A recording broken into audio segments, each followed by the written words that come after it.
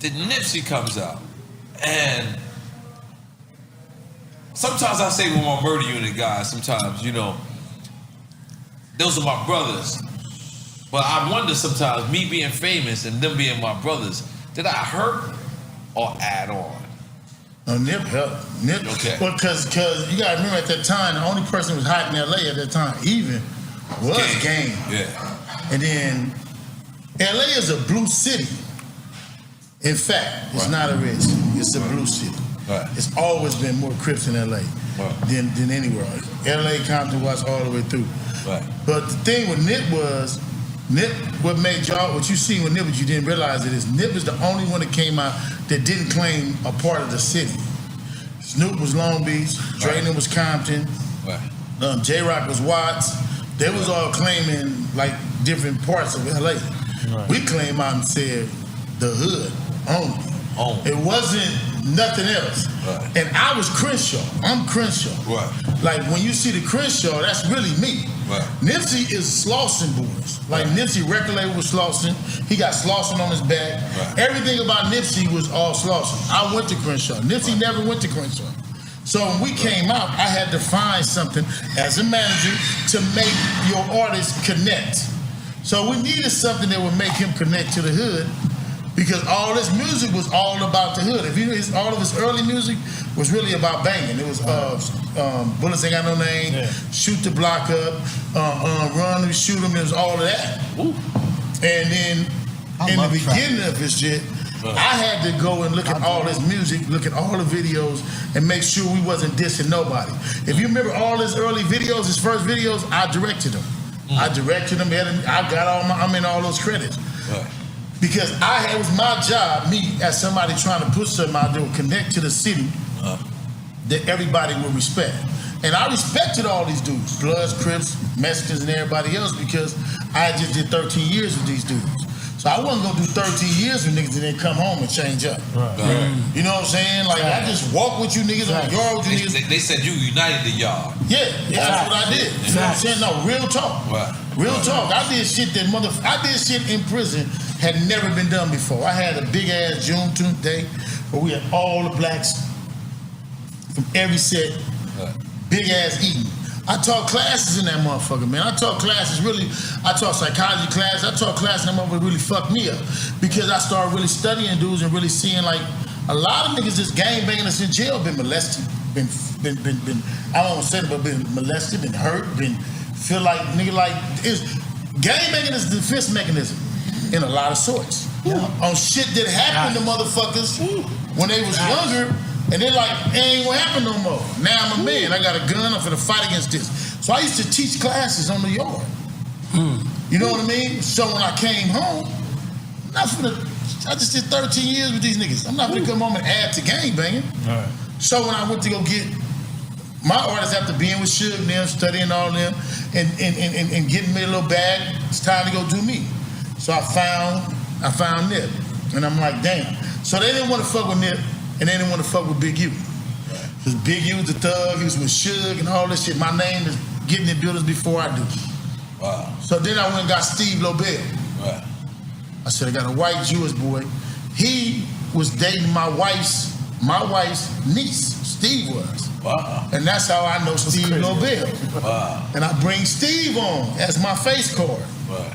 And then I shoot Steve in there. And we go to all the different labels, man. We went to Jermaine gonna get mad, Jermaine. We did come to you, but Jermaine wasn't the one that turned us down. He said, wow. Yeah, we went to everywhere, man. I seen him on the documentary too. Yeah. Ty Moskowitz gave us a month, booked us out a month to record. Suge gave me some recording time for Nip. You know what I mean? Right. And all these dudes was helping me. Suge gave you money Suge Knight? What? Yeah, you gotta remember, I just left. Suge was still home. And she was like, he was helping me. You know, that's my guy. He was like, you want to sign him? I'm like, yeah, all right. Suge gave me recording time for Nip, gave me beats, gave us producers. Yeah, Suge did the early album. Wow. And so then me and Marty Marl, Jamal Rashid, started a company called Blue Magic Music Group. We signed Pooh Bear, we signed 1500, Wow. We did Lupe Fiasco album. Lupe and all the Justin Bieber shit, right? Yeah. You gotta remember, see, this is stuff that people don't know I was doing at the time. I had Lupe. And you also met Harry O in jail. Yeah, I met Harry O in jail. So 1,500. Oh, what is? So I really don't, like, people don't know. I gave 1,500 their first deal ever. Wow. You know what I mean? The first deal they ever had, they came from me. Wow. I did gang shoe deal.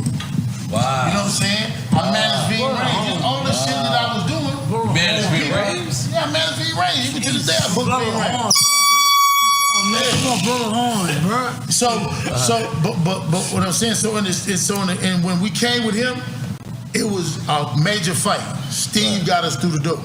Had to go get a white boy and a Jew to get us to the door. I heard you say in the documentary that they didn't come get you Winnebago? Yeah. So we was on tour, and my partner who Winnebago was, who let us get it, was on the run. Right. 12 years. 12 years. His wife name was Stacy. My wife name was Stacy. So when I registered the mobile home in my wife's name, they thought it was him, his wife. Right. Feds hit us everywhere we go. We think it's just normal hip hop shit. Right. We hit Portland, they hit us.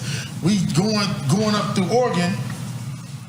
We get all the paperwork. They took the motherfucking radiator cap off, took the motherfucker apart, stuck us in, I can't remember where we were for 3 days. They took the motherfucking, scanned it from the router to the tutor, found what they wanted on it, put it back together, gave it to us. I flew back home. When I fly home, we get hit. I get hit at home.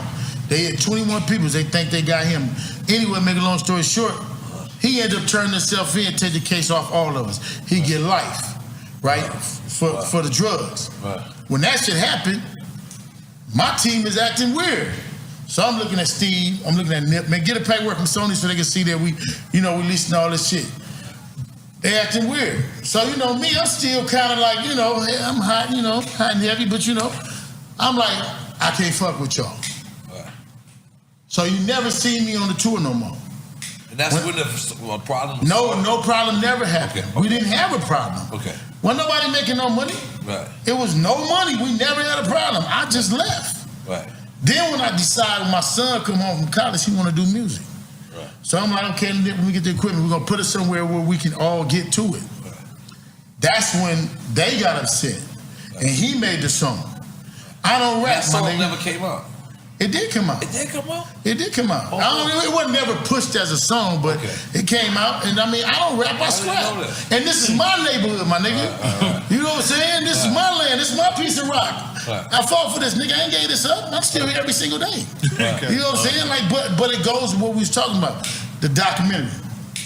Like her, like him, like you got a bunch of young niggas who only heard of Big U. And they only heard of that rumor too, that you and Nip had a problem. We never had a problem up to that. And that problem on the documentary, they actually the conspiracy theorists said Big U had something to do with that or whatever. That's why the first question I asked you was about the other shit. Someone to knock that out early, but now we're circling back. So continue. Yeah, and so he made the diss song. We get into the altercation.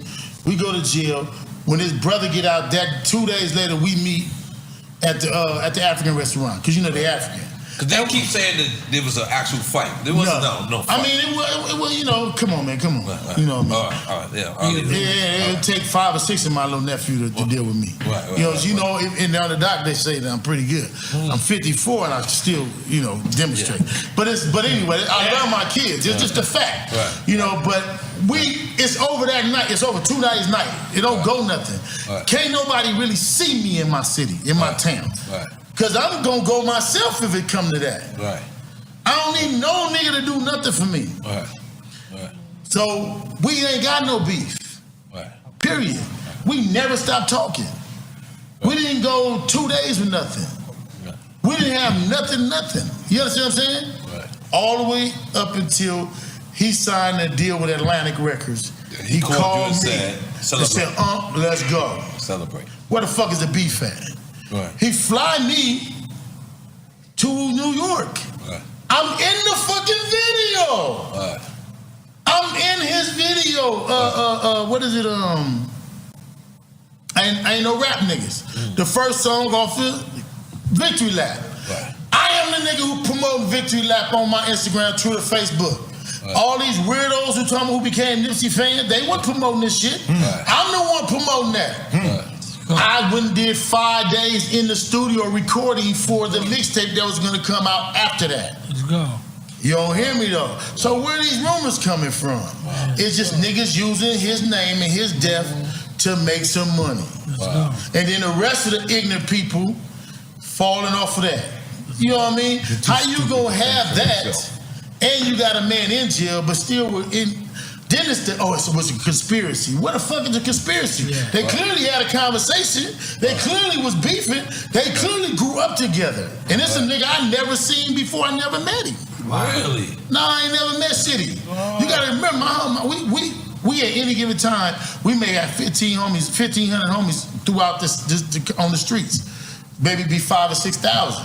Wow. But if you got 15, I don't know all these young niggas. I'm 54.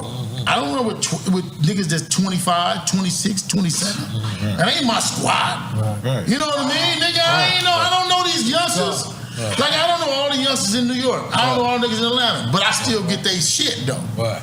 You know what I'm saying? Right. I have never met the kid. Wow. Damn. Never met him. But you know what? You put the shit at Big U table. Why don't you go put it at the table of the motherfuckers who know him? Facts. Put it at the motherfucking table who the people who ran with him. And put it at the table of the motherfuckers who got Nipsey's bag now. Put it at the table who ran the motherfuckers trying to shift the shit to somewhere else. Facts. I'll put it in my table. I ain't got no bag. Facts. I had nothing to gain. He was my nigga. Right.